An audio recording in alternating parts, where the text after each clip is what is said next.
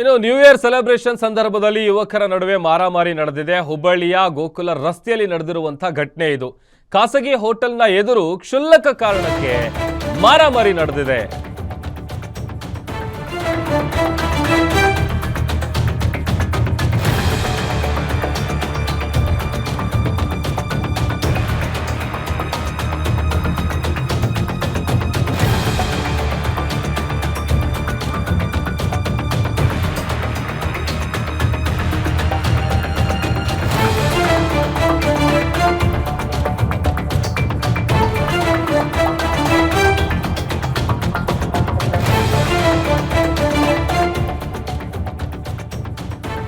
New year celebration ಸಂದರ್ಭದಲ್ಲಿ ಕ್ಷುಲ್ಲಕ ಕಾರಣಕ್ಕೆ ಮಾರಾಮಾರಿ ನಡೆದಿರುವಂತಹ ಘಟನೆ ಹುಬ್ಬಳ್ಳಿಯ ಗೋಕುಲ್ ರೋಡ್ನಲ್ಲಿ ನಡೆದಿದೆ.